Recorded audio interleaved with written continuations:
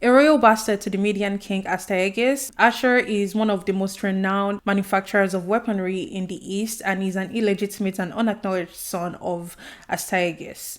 Ashur's sole purpose in life is to destroy his father. Gemma, daughter to the Persian king's senior scribe, runs to rescue her kidnapped mother from Astyages' prison when she meets a mysterious prince. The Persian king is the story of the Persian struggle against Media, now the fate of the Persian Empire, and the Judean people comes to rest in the hands of one ordinary woman. This book is an historical fiction. It has a romantic subgenre and it's authored by Tessa Afshar. So this is the book, The Peasant King. So let's get into the details of the story. Gemma's mother, Karen, who is the senior scribe to Cyrus, the king of Persia, is quite famous and is widely respected. So Cyrus sent her to garner some support for him in the war against Astyages, who is his grandfather and also the king of Media. Karen is kidnapped on her way back and she finds herself in Astyages' prison. And in a prison cell with her, she meets Ashur. Ashur is the bastard son to the Median king, who is in prison because he won't sell his weapons or give his weapons to Astyages. Ashur is son to a Judean woman who took Astyages' fancy for one night and who he did away with after that night. And he grew up in penury and had to climb to success from nothing. On this rescue mission for Karen, they face a few problems. A lot of problems, really. Getting in was the easy part and getting out would prove to be way more difficult. And this book is a sequel to The Hidden Prince. I have to say it worked well as a standalone. I'm currently reading The Hidden Prince and I really wish I had read The Hidden Prince before I picked up The Peasant King because I wanted to feel that nostalgia. Like, I'm like a chapter or two in and I was like, oh my goodness, I wish I read The Peasant King after, because I know I would have felt so much nostalgia when I met those characters that were in The Hidden Prince. When I met them again in The Peasant King, I would have felt so much nostalgia and I wanted to feel all that. So if you're thinking of picking up the book, I would recommend you pick up The Hidden Prince first, because I'm barely into it and it's already drawing me in the same way The Peasant King drew me in, and I think it's going to be a great read. But of course I'm going to come here and review it when I'm done reading it. Let's talk about what exactly I liked about this book, because I said it drew me in, so how exactly did it draw me in? Gemma and Ashur were one of my favorite characters in this book.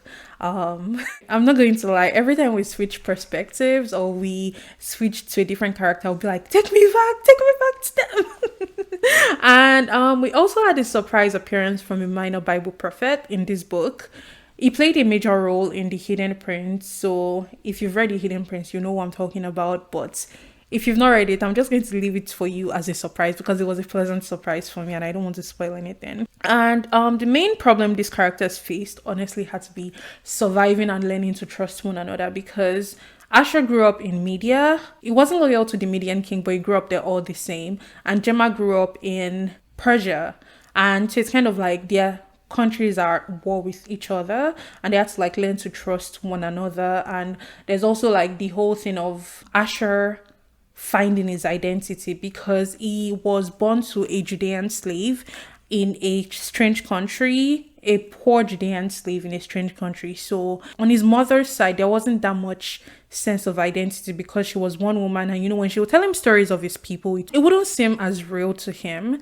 And then the thing is, on his father's side, his father doesn't want to claim him. Like, the only time his father started acknowledging him was when his father wanted his weaponry and his skills. So there was that issue of identity for Ashur, and he had to like understand, like know where his identity came from. And this brings me to a scene that I really loved in this book. So that minor prophet I talked about gave Ashur a handiwork of his grandfather's, because his grandfather was a jewelry maker, I think like a goldsmith.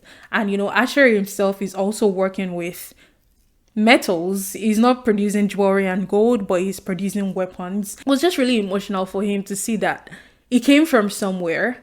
It touched what his grandfather made from his mother's side, of course, and it just made him seem more rooted, like as a person in this world. And I think the entire scene was just very emotional and very beautiful. What were my favorite parts of the book and why? My favorite part of this book honestly has to be when Ashur and Gemma were giving each other nicknames for each other. I think when it comes to like romance, authors tend to give their characters very cringy nicknames, but this one had solid footing. So Gemma's nickname for Asher was Bijar, and I'm going to explain why. So when Gemma tells Asher that she thinks of him as Bijar, he says, "I'm not sure I like being compared to something people walk on." And then she said, "You told me the Bijar is called the Iron Rug. True, it endures like no other, but its strength does not come from gentle treatment. You said the carpet's resilience comes from the extra wood weft that is pounded into each row of knots. The weft and the pounding strengthen the foundation. You cannot make an iron rug without a mallet, without some savage beating all the way at the core of the carpet. Asher, as long as God is the one who controls the pounding, you are safe. Because it is not the mallet that shapes you, it is the hand behind it. The mallet Astyages wielded against your life can be used by God for good. And I think it already has been. When I see you, I see strength, resilience, I see a glorious Bijar. His mouth tipped up. Well, in that case, you may call me a carpet." I think that is so, like, it's an inside nickname like no other. It is so cute, and I love it. I love it. I love it. I completely love it.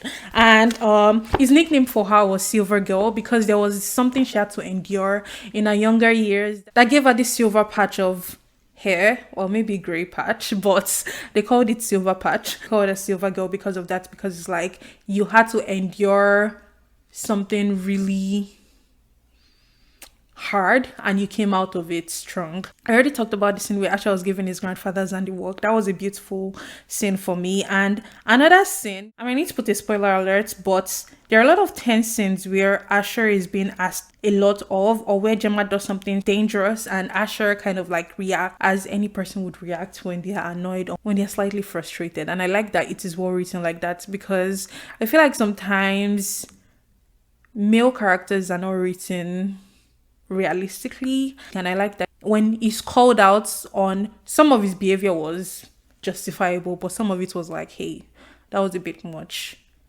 It was like, okay, it was a bit much.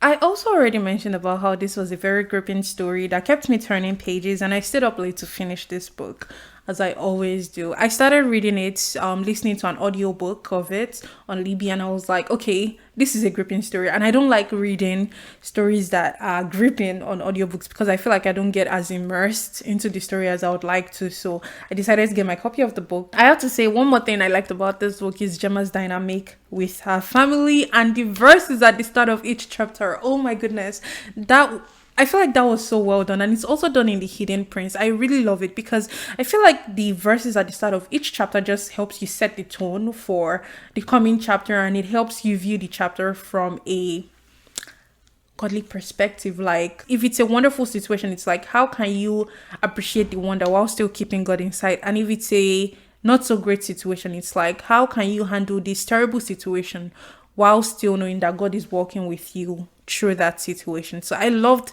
the verses at the start of each chapter. And let's talk about the things I did not like about this book.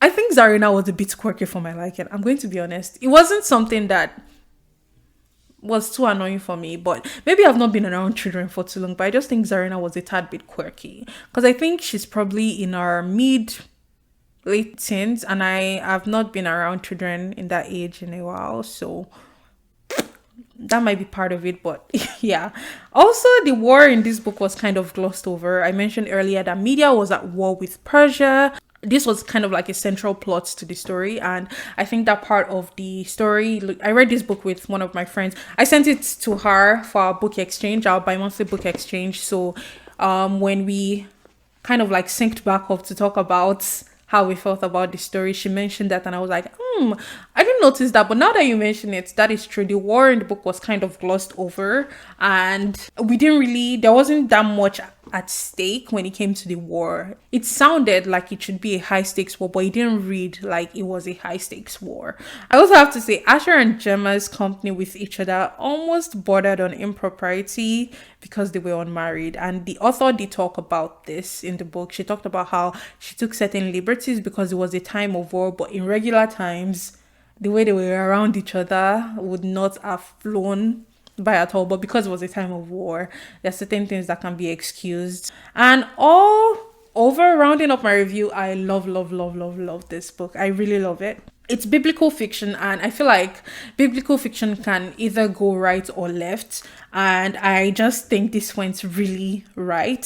It's centered around the story of Cyrus, who is heard about in the Bible. We have prophecies about Cyrus in the Bible. The prophecies are also mentioned in this book, and it's about fictional characters that the author made up to talk about the character of Cyrus that is in the Bible. And Asaiges is not, I'm not sure if he's in the Bible, but he's a real historical character. And honestly, this book, I would recommend it to both older and younger readers. Fans of historical fiction, historical romance, and even young adult romance would really enjoy this book. And the faith themes are very strong in this one. So if you don't want a book that is all out there as a Christian book, this might not be the book for that, because the faith, I talked about the verses at the start of each chapter. The faith themes are strong in this one. And I'll give it 4.5 out of 5 stars because it was just that good. And I already started The Hidden Prince, and I look forward to discussing it here. But if you want to check out any other book I've reviewed, you can check out Commission The Awakening, which was a beautiful, wonderful book. Don't forget to subscribe, hit the notification bell so you can get notified when I post new videos, and like this video if you enjoyed it. Have a wonderful day. Bye.